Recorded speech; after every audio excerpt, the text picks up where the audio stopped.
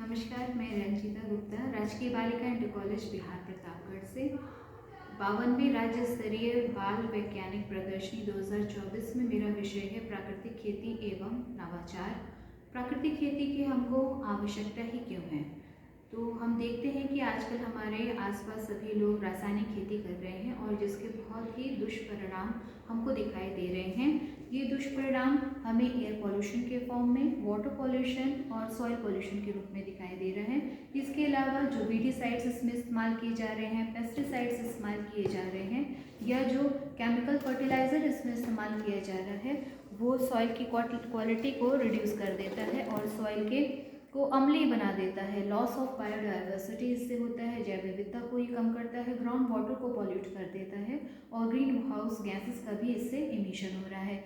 ये सॉइल के ऑर्गेनिज्म यानी सूक्ष्म जीवों को, केंचुओं को नष्ट कर देता है, जिससे कि सॉइल की या भूमि की उर्वरा शक्ति नष्ट हो जाती है और ये एनवायरमेंटल पॉल्यूशंस को क्रिएट कर रहा है।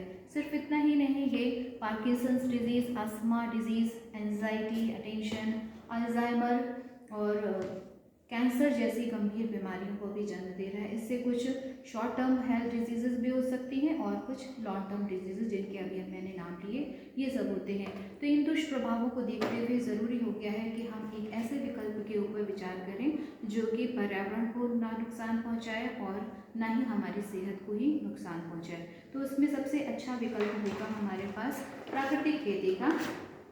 प्राकृतिक खेती एक रसायन मुक्त पारंपरिक खेती है जो मिट्टी की सेहत को बेहतर बनाती है, जैव विविधता को ये बढ़ाती है, पशु कल्याण को ये सुनिश्चित करती है और स्थानीय रूप से उपलब्ध प्राकृतिक संसाधनों का कुशल प्रबंधन भी करती है। इसमें आप इस चित्र में देख रहे हैं कि इसमें सूक्ष्म जीवों की मात्रा और केंचुओं की मात्रा जो है वो बढ़ जाती है। इसमें बहुत सारी फसलों को एक साथ उगाया जाता है। इसमें मित्र कीटों की संख्या बढ़ जाती है। तो प्राकृतिक खेती मिट्टी के लिए, हवा के लिए, पानी के लिए और हम सबकी सेहत के लिए, सभी के लिए बहुत ही आवश्यक है। मेरी कक्षा में पढ़ने वाले अधिकांश छात्र छात्राएं जो हैं उनके घरों में खेती होती है और वो सभी रासायनिक खेती का उपयोग करते हैं। मैंने ये विषय इसीलिए चुना ताकि मैं उनको जागरूक कर सकूं कि रासायनिक खेती कितनी खतरनाक है और वो अपने घरों में जाकर के प्राकृतिक खेती के विषय में बताएं। अगर ये बच्चे जागरूक हो जाएंगे तो आने वाले समय में हमारे आसपास के खेतों में भी हम प्राकृतिक खेती को होते हुए देख पाएंगे। रासायनिक खेती से हम मुक्त हो पाएंगे और बहुत सारी बीमारियों से भी बच सकेंगे। अब आगे देखते हैं कि प्राकृतिक खेती जो है उसके चरण क्या हैं।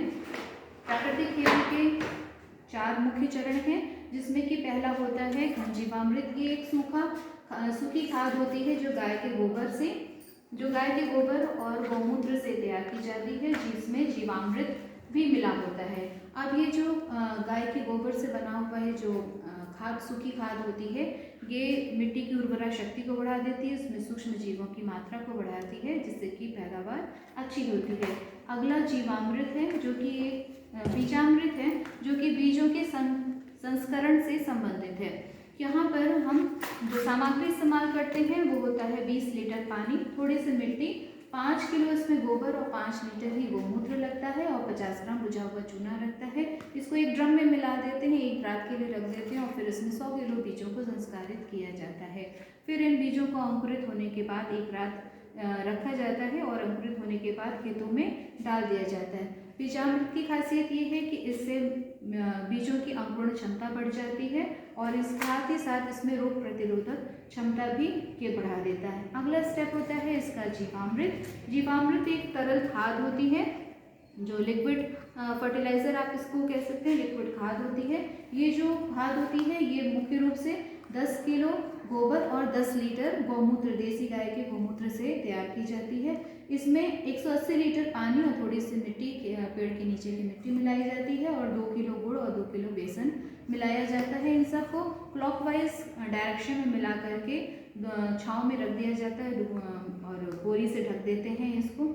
जब ये 1 हफ्ते के लिए इसको हम चला करके सुबह शाम इसको चलाते हैं और तब ये 1 हफ्ते में ये तैयार हो जाता है। अब जीवामृत के लाभ क्या होते हैं? ये मिट्टी की उर्वरा क्षमता को बढ़ा देता है, सूक्ष्म जीवों की मात्रा बढ़ा देता है, मिट्टी में कार्बनिक मात्रा बढ़ जाती है जिससे कि पैदावार बढ़ती है। साथ ही ये रोग प्रतिरोधक क्षमता भी इसके अंदर होती है जिससे कि ये पेड़ों में किसी भी प्रकार की बीमारियों को लगने से ये बचाता है। आखिरी है इस यहाँ पर अग्निअस्त्र। अग्निअस्त्र एक कीटनाशक है, जैविक कीटनाशक है, जिसमें कि हम गोमूत्र का इस्तेमाल करते हैं और स्थानीय वनस्पतियों जैसे नीम की पत्तियों, आक की पत्तियों का, अमरूद की पत्तियों आदि कई प्रकार की पत्तियों का इस्तेमाल इसमें किया जाता है। और साथ में लहसुन का पेस्ट होता है, मिर्च होती है, तंबाकू पाउडर होता है, जो कि कीटनाशक के रूप में, एक जैविक कीटनाशक के रूप में खेतों में डाला जाता है, जिससे कि कीटों को केवल ये बीमारियों के कीटों के ऊपर ही काम करता है, लेकिन मित्र कीटों को इससे कोई भी नुकसान नहीं पहुंचता है। इससे जो हमारे खेतों में चिड़ियाँ आती हैं या जो बटरफ्लाइज आती हैं और जो मधुमक्खियाँ होती हैं, बीटल नट्स होते हैं, जो कि हमारे बीटल्स होते हैं, ये जो हमारे खेतों के लिए उपयोगी मित्र कीट होते हैं, इनकी संख्या को ये बढ़ाते हैं, इनको कहीं से भी नुकसान नहीं पहुंचाते हैं। जीवामृत और आच्छादन से वापसा। आच्छादन कहा जाता है मल्चिंग, इंग्लिश में इसको मल्चिंग कहते हैं, जिसमें कि फसल अवशेष को पेड़ों के आसपास की भूमि को ऊपर डाल करके इसको ढक दिया जाता है।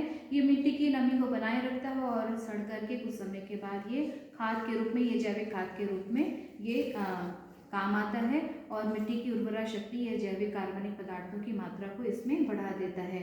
दूसरा, इसी से जीवामृत डालने से और आच्छादन करने से वापसा होता है। वापसा वाटर बैलेंस है, वाटर और एयर का बैलेंस सॉइल में बनाने को ही वापसा कहा जाता है, जिसमें कि भूमि में जितनी ज़रूरत है पौधे को उतना ही पानी दिया जाता है और इसमें हवा की मात्रा बनी रहती है। जीवामृत डालने से सूक्ष्म जीवों की मात्रा बढ़ जाती है, केंचुए की मात्रा बढ़ जाती है, जो कि मिट्टी को उलट पुलट करते रहते हैं, तो इसमें हवा की मात्रा सामान्य बनी रहती है और जो पानी दिया जाता है वो भी द्वितीयक जड़ों के पास पानी दिया जाता है, जिससे जो मुख्य जड़ होती है वो सड़ती नहीं है और द्वितीयक जड़ें भी ज़्यादा बढ़ती हैं, जिससे तना वृद्धि करता है और हमारा उत्पादन भी बढ़ता है। ये पानी की खपत को भी कम करता है, जिससे कि जल संरक्षण होता है।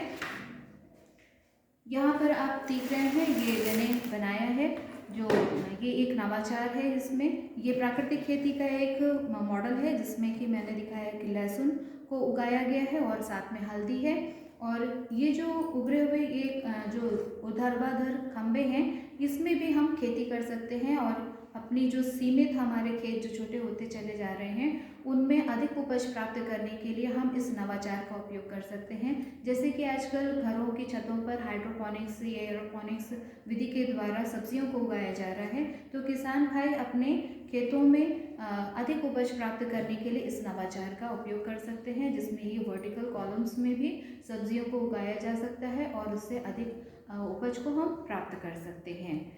अंत में हम देखते हैं कि विभिन्न राज्यों में, किन किन राज्यों में प्राकृतिक खेती को अपनाया जा रहा है। अभी जब इससे पहले मैंने अपना प्रोजेक्ट प्रस्तुत किया था, तो कई लोगों ने मुझसे ये सवाल किया कि क्या इसको अपनाया गया है, क्या प्राकृतिक खेती कहीं हो रही है। तो प्राकृतिक खेती बहुत ही वृहद स्तर पर की जा रही है और आंध्र प्रदेश में इसमें सबसे ज़्यादा हेक्टेयर भूमि पर आंध्र प्रदेश में सबसे ज़्यादा की जा रही है, प्राकृतिक खेती का उपयोग किया जा रहा है।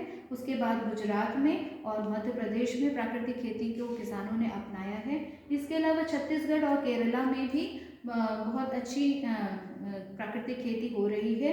अन्य जो राज्य हैं जैसे हिमाचल, झारखंड, उड़ीसा, राजस्थान, उत्तर प्रदेश और तमिलनाडु, ये अभी प्राकृतिक खेती को अपनाने के क्षेत्र में अभी पीछे हैं, लेकिन प्रयासरत हैं। और उत्तर प्रदेश में हम देख रहे हैं सबसे कम प्राकृतिक खेती को अपनाया गया है। इसलिए प्राकृतिक खेती को बढ़ावा देने के लिए सरकार बहुत सारी योजनाओं को चला रही है। अभी पिछले माह नवंबर में कृषि भारत 2024 का आयोजन किया गया था, जिसमें मुख्यमंत्री महोदय ने प्राकृतिक खेती को बढ़ावा देने के लिए जोर दिया था और इसके लिए कई सारी योजनाएं और कार्यक्रमों को भी शुरुआत किया गया है। अंत में प्राकृतिक खेती पर आधारित एक कविता है मेरे पास। प्राकृतिक खेती का है जादू, बिन रसायन सब कुछ है साधु, फसलें होंगी हरी हरी, मित्र कीटों से भरी भरी, स्वास्थ्य भी होगा बेमिसाल, पैसे की बचत है कमाल। मिट्टी की सेहत को ये बढ़ाए, पानी की ज़्यादा बचत कराए, स्वास्थ्य बढ़ाए ऐसा भोजन हम खाएं, खुशहाल किसान सभी हो जाएं, धरती का प्यार हमें सिखाए, प्राकृतिक खेती सबको भाए।